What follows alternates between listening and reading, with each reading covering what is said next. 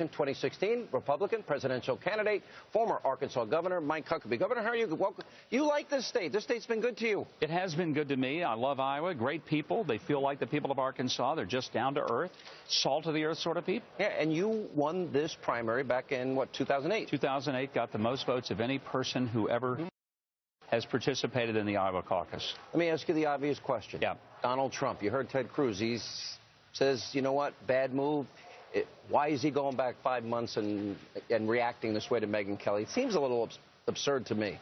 Well, Sean, first of all, let me make an offer tonight. Okay. I will take Donald Trump's podium on that stage Thursday night. Generous as I am, I'll take that spot. I know you've got a spot now. There's an opening. I'll be happy to take it. And I will do it on behalf of all the people that I have met in this state who are not on any stage.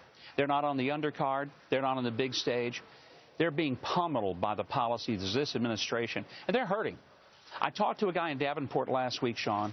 He makes $59,000 a year. You know how what his Obamacare is going to cost in 2016 annually?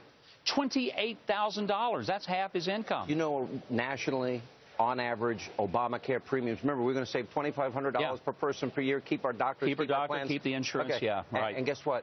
On average, at least 35% a year. And some people are seeing double their rates from last year. And nobody can pay half their income just for health care coverage. And it's only he and his wife. They don't have any children at home. They don't have any special illnesses. And this is what's happening to people. And these are people who are barely hanging on to jobs all over this country. I met a guy just the other day. He lost his job at a manufacturing plant here in Iowa. He's in his 50s. He hasn't found work in 2 years. You know, Governor, I repeat every day, not because I like to hear myself talk, 94.5 million Americans out of the labor force, 50 million in poverty, 50 million on food stamps, median income down the last 7 years, and we've doubled the debt under this president. Things are not good economically, and I haven't even mentioned the mullahs in Iran. Here's my question. Donald Trump, I've used the phrase that he has defied conventional political gravity. You know, I'll shoot somebody in the middle of Fifth Avenue, and they'll still vote for me. My support is so loyal. He's been able to overcome past controversies. Where does this take him? In other words, how is this going to be viewed by the public? Well, I think ordinarily we would say, well, it'll be a real deal killer. But look, nothing has been.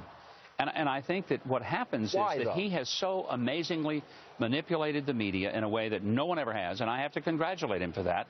And look, even right now, we're talking about him. Well, we're not talking about the people of Iowa. We're not talking about the economy. In fairness, he is the front runner. You and I just talked about the people of Iowa. I care. There's people in Iowa watching way back there. I care about them, too. I don't want to see my fellow Americans suffering. And I believe that's why you're in the race. Is this maybe a tipping point, though? In other words, does this show something about temperament that people that maybe like him and support him should be paying attention to? Because, you know, he's going to be dealing with mullahs in Iran. He's going to be dealing with Vladimir Putin. You know, I don't know. It's hard for me to understand. I'm just out there trying to campaign across this state and talk to people and listen to them. But the one thing I am absolutely sure of is that the Iowa caucuses have always been about going out there and meeting people one-on-one, going out to every county, every town, listening to them, meeting them in small groups.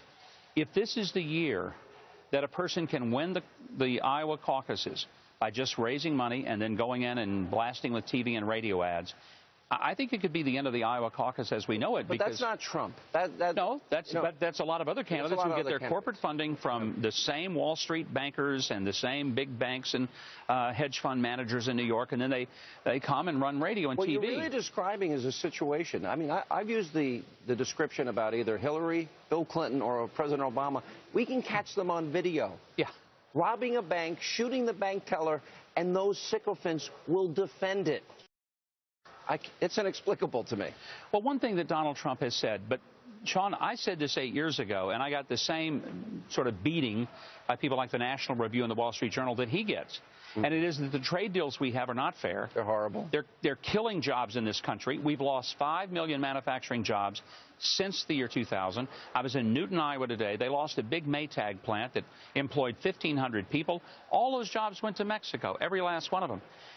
I think what people don't understand is that the seething rage of the American voter this year is real.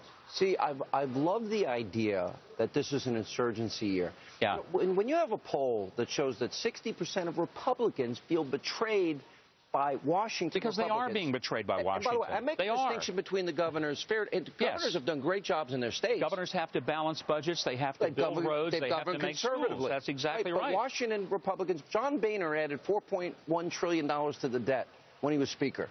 That's not conservative to me. Well, the December deal in which they funded Planned Parenthood, Syrian refugee relocation, Obamacare, the Iran deal, and Republicans just said, wait a minute, what did we work so hard to get you guys elected if you're going to give the Democrats everything they want, and Republicans for Christmas got a lump of coal in their stocking?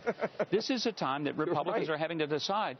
We didn't send you up there to do Obama's agenda, but to stop it. Why don't they fight? What was the big fear about using the power of the purse? I would argue, and correct me if I'm wrong, that one of the reasons Cruz is so popular is he was the one guy that said, I'm going to use the power of the purse and use every means at my disposal to keep my promise on repealing and replacing Obamacare. But the problem is you have to be able, if you're going to throw that rock, you have to know that you can win it.